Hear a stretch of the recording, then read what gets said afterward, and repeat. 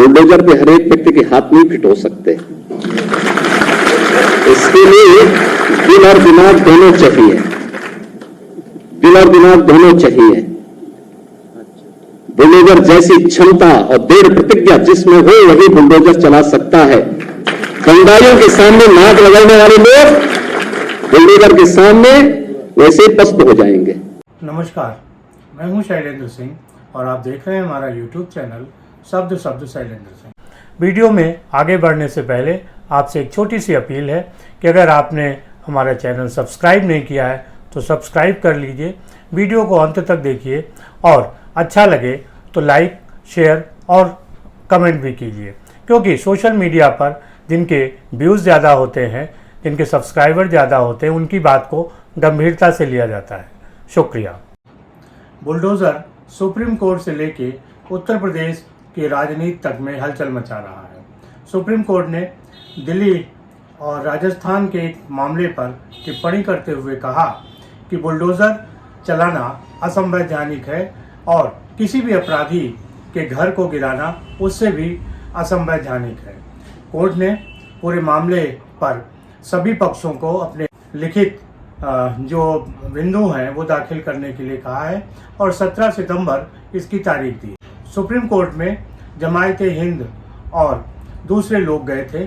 जमायते हिंद के वकीलों का कहना था कि उत्तर प्रदेश, मध्य प्रदेश, राजस्थान जैसे प्रदेशों में बुलडोज़र के जरिए एक विशेष वर्ग के लोगों को दबाने की कोशिश की जा रही है। इसके जवाब में सॉलिसिटर जनरल तुषार मेहता ने जो जवाब दाखिल किया, खासतौर से उत्तर प्रदेश के संदर्भ में, वहाँ पर सुप्रीम कोर्ट ने उत्तर प्रदेश के जवाब की तारीफ की और उन्होंने उत्तर प्रदेश के किसी भी मामले पर कोई भी टिप्पणी नहीं की। इससे साफ था कि उत्तर प्रदेश के मुख्यमंत्री योगी आदित्यनाथ का बुलडोजर जिस तरीके से चल रहा था उस पर सुप्रीम कोर्ट ने कोई टिप्पणी नहीं की है। सुप्रीम कोर्ट ने कहा है इस नीति को लेकर वो पूरे देश के पक्ष में एक महत्वपूर्ण गाइडलाइन जारी कर सकते हैं और इसके लिए उन्होंने तमाम पक्षों से सुझाव मांगे हैं। उत्तर प्रदेश के संदर्भ में जो बात थी, इसके पहले भी तमाम मुकदमे सुप्रीम कोर्ट, हाई कोर्ट गए थे और वहाँ भी किसी भी तरीके से कोर्ट ने टिप्पणी करने या उन मुकदमों को खारिज करने से इनकार कर दिया था। असल में उत्तर प्रदेश की तरफ से जो जवाब दाखिल हुआ उसमें साफ तौर पे कहा गया कि किसी के भी अपराधी होने की वजह से उसके घर पर बुलडोज़र नहीं चल रहा है। बुलडोज़र जो म्यूनिसिपल कानून है, जो म्यूनिसिपल एक्ट है, उसका जहां वायलेंस होता है, अतिक्रमण किया जाता है, उसको गिराने के लिए बुलडोज़र का इस्तेमाल किया जाता है। इसलिए उत्तर प्रदेश में जो बुलडोज़र का एक जस्टिस है वो चल रहा है और सबसे बड़ी बात यह है कि जो आम जनता है उसको इस बुलडोज़र जस्टिस पे भरोसा है। उसकी एक वजह है क्योंकि न्यायपालिका में बहुत सारे ऐसे मुकदमे होते हैं जो सालों साल चलते रहते हैं। खास तौर से जो दबंग, बाहुबली और पैसे वाले लोग हैं वो पैरवी इस तरीके से करते हैं कि कमज़ोर वर्ग को न्याय मिलने में सालों साल लग जाते हैं। अगर देखें तो 5 करोड़ से अधिक मुकदमे लंबित हैं, जो बताते हैं कि हमारी न्यायपालिका की क्या स्थिति है। और शायद यही वजह है कि जो बुलडोज़र जैसी जो त्वरित प्रक्रिया है उसमें लोगों का भरोसा है। उत्तर प्रदेश में 2017 में जब योगी आदित्यनाथ मुख्यमंत्री बने उस समय से ही भारतीय जनता पार्टी में उनका एक विरोध भी रहा है और लगातार जो उनके विरोधी हैं ये स्वर बुलंद करते रहे कि योगी आदित्यनाथ बहुत जल्दी हटाए जाने वाले हैं। लेकिन 2022 में विधानसभा चुनाव हुए तो योगी आदित्यनाथ वापस जीत कर आए और इस जीत का सबसे बड़ा जो श्रेय था वो योगी आदित्यनाथ की कानून व्यवस्था का था और कानून व्यवस्था में ये श्रेय सबसे अधिक बुलडोज़र को था। शायद यही वजह है कि योगी आदित्यनाथ की बुलडोज़र नीति फिर उत्तर प्रदेश से बाहर निकली। मध्य प्रदेश, राजस्थान, असम, बिहार, दिल्ली, इन प्रदेशों में जहां भारतीय जनता पार्टी की सरकार थी वहां भी और जहां भारतीय जनता पार्टी की सरकार नहीं थी वहां पर भी बुलडोज़र नीति चली। लेकिन एक पक्ष ऐसा है जो लगातार इस बात का विरोध कर रहा है कि बुलडोज़र नीति नहीं चलनी चाहिए। इस तरीके की नीतियों से संवैधानिक जो हक हैं मौलिक अधिकार हैं उनका हनन हो रहा है। और अब ये पूरा मसला सुप्रीम कोर्ट पहुंचा है।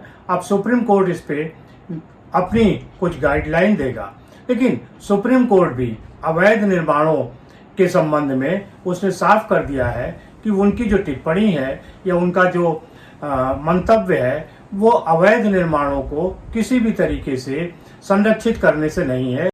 इसके बाद भी उत्तर प्रदेश में चूंकि बुलडोजर चला था, बुलडोजर का एक जो मॉडल है वो योगी आदित्यनाथ का है और योगी आदित्यनाथ की लोकप्रियता भी बुलडोजर से है। उत्तर प्रदेश के मुख्यमंत्री की इस लोकप्रियता से विरोधी जो नेता हैं, चाहे राहुल गांधी हो, अखिलेश यादव हो, उनको एक दिक्कत महसूस होती है। और यही वजह है कि जैसे ही सुप्रीम कोर्ट ने ये कहा कि किसी अपराधी का घर गिराना सही नहीं है, वैसे ही जो पूरा इकोसिस्टम था कांग्रेस का और समाजवादी पार्टी का, उसने इस तरीके से प्रस्तुत करना शुरू किया जैसे कि सुप्रीम कोर्ट का फैसला उत्तर प्रदेश सरकार के खिलाफ हो और उत्तर प्रदेश सरकार को सुप्रीम कोर्ट ने किसी तरीके से डांट लगाई हो। उत्तर प्रदेश के पूर्व मुख्यमंत्री समाजवादी पार्टी के नेता अखिलेश यादव ने कहा कि 2027 में जब समाजवादी पार्टी की सरकार आएगी तो सारे बुलडोजर गोरखपुर की तरफ मोड़ दिए जाएंगे। इसके जवाब में योगी आदित्यनाथ ने कहा कि अखिलेश यादव शेख चिल्ली के सपने देख रहे हैं। 2017 के पहले जो लोग प्रदेश में लूट खसोट मचाए थे, आज जब उनके सपनों पर पानी फिर चुका है तो अब टीपू भी चले सुल्तान बनने। सपना देख रहे हैं, सपना देख रहे हैं। आपने देखा होगा ना, आज से 8-10 वर्ष पहले एक धारावाहिक आया था, मुंगेरी लाल के हसीन सपने। सपना देखना, वैसे भी इन लोगों को सपने ही दिखाई देते हैं। सपने देखने की इन लोगों की आदत रही है, क्योंकि तब जब जनता ने इन्हें अवसर दिया था तब उन्होंने प्रदेश के युवाओं के भविष्य के साथ खिलवाड़ करने में कोई गुरेज नहीं की थी। अब उनकी सरकार वापस नहीं आनी। बुलडोजर को लेके इस तरीके की बयान लगातार जारी हैं और अब इसमें 2 कदम आगे बढ़ते अखिलेश यादव ने कहा कि अगर योगी आदित्यनाथ को अपने बुलडोजर पर, अपनी कानून व्यवस्था पर इतना ही भरोसा है तो उन्हें अपनी पार्टी छोड़कर नई पार्टी बनानी चाहिए और उस पार्टी का चुनाव चिन्ह बुलडोजर रखना चाहिए। असल में अखिलेश यादव लगातार 2017 के बाद जिस तरीके से चुनाव हार रहे हैं उससे उनके मन में एक असंतोष सा है। 2024 के लोकसभा चुनाव में उनको सफलता मिली, लेकिन इस सफलता के तमाम अलग अलग कारण हैं। इस वजह से अखिलेश यादव को भी ये लग रहा है कि शायद जब प्रदेश के चुनाव होंगे तो हो सकता है कि वो मुद्दे न हो, इसलिए वो लगातार योगी आदित्यनाथ को टारगेट कर रहे हैं, क्योंकि उनको लग रहा है कि उत्तर प्रदेश में उनकी जो सबसे बड़ी और कठिन चुनौती है वो योगी आदित्यनाथ से पार पाना नहीं, क्योंकि उनकी जो कानून व्यवस्था है उससे लोगों में एक भरोसा है। लोगों को लग रहा है कि अगर उत्तर प्रदेश में ये काम होगा तो वहाँ पर मुख्यमंत्री का अपना जो मॉडल है कानून और न्याय का वो काम करेगा। इसीलिए उस मॉडल की अलग अलग राज्यों में भी डिमांड उठती है ताकि लोगों में भरोसा जग सके। असल में जब सरकार चलती है तो सबसे बड़ा भरोसा जनता को ये रहता है कि उसकी रक्षा कैसे होगी, अपराधियों से, बाहुबलियों से, गुंडों से, माफियाओं से किस तरीके से उसकी बचत होगी। समाजवादी पार्टी का सबसे माइनस पॉइंट यही रहा है कि उनके कार्यकाल में जो कानून व्यवस्था होती है वो सबसे खराब होती है, लिहाजा जनता का भरोसा उनके बीच नहीं रहता। चाहे दंगों की स्थिति हो, झगड़ों की हो, बाहुबलियों की हो, थानों पर कब्जों के हो, तो ये एक तरीके का एक अलग माहौल रहता है। इसलिए उनको बार बार ये चीज़ खराब लग रही है कि जो बुलडोज़र है वो त्वरित न्याय कैसे कर रहा है और वो बुलडोज़र के बहाने योगी आदित्यनाथ पर हमला कर रहे हैं। दूसरी तरफ योगी आदित्यनाथ को भी पता है कि जो उनकी यूएसपी है वो बुलडोज़र है, यानी त्वरित न्याय देने की जो प्रक्रिया है वो है। इसीलिए उन्होंने कहा कि जनता को जिस भी तरीके से न्याय मिलेगा वो उस पर हर कदम आगे बढ़ने को तैयार है। और इसके अलावा उन्होंने ये भी कहा कि बुलडोज़र से चलाना कोई आसान काम नहीं है। बुलडोज़र चलाने के लिए हिम्मत चाहिए और जिन लोगों के पास हिम्मत नहीं है वो बुलडोज़र नहीं चला सकते।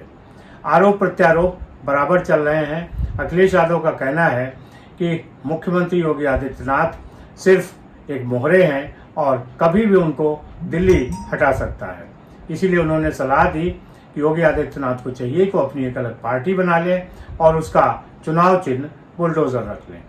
बहरहाल ये अलग बात है, लेकिन भारतीय जनता पार्टी को भी पता है कि उत्तर प्रदेश में कानून व्यवस्था की स्थिति ही ऐसी है जो उनकी नैया पार लगा सकती है। इस वजह से ही योगी आदित्यनाथ पर पार्टी को भरोसा है और इस भरोसे के बल पर ही योगी आदित्यनाथ अपने जनता के बीच इस तरीके के काम कर पा रहे हैं जिससे जनता को लगता है कि अगर योगी आदित्यनाथ हैं तो उनकी समस्याओं का समाधान होगा, खास तौर से अपराधियों, बाहुबलियों और दबंगों से उनकी रक्षा हो सकेगी। इसी कारण बुलडोज़र भले ही सुप्रीम कोर्ट कुछ कहे, लेकिन जनता बुलडोज़र का जो न्याय है उसके पक्ष में है और वो चाहती है कि न्याय हो। उसे पता है कि अदालत में जिस तरीके से मुकदमे चलते हैं साल दर साल और कितना उसमें खर्चा होता है, छोटे जो लोग हैं, गरीब लोग हैं, मध्यम वर्गीय लोग हैं,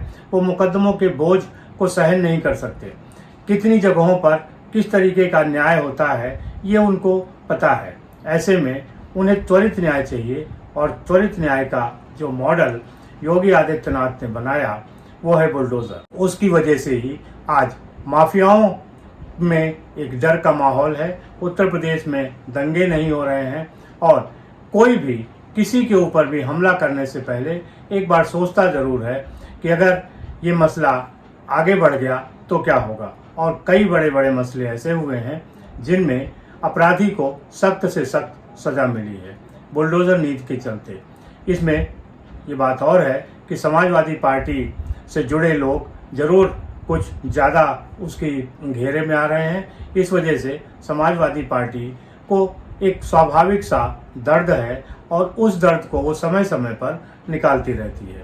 कन्नौज और अयोध्या की दो घटनाएं इसका एक उदाहरण है।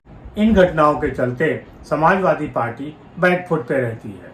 बहरहाल बुलडोज़र पर अखिलेश यादव और योगी आदित्यनाथ के बीच जो भिड़ंत है वो आगे भी चलेगी, क्योंकि चुनाव तक अब माहौल बदलते रहना है और एक दूसरे पर हमले करके जनता के बीच अपनी साख बनानी है। अब जनता का भरोसा किसके साथ होता है ये देखने वाली बात है। आपको क्या लगता है कि जो बुलडोज़र की प्रक्रिया है वो सही है या गलत? अगर कोई अवैध निर्माण है तो क्या उसको तोड़ना गलत है?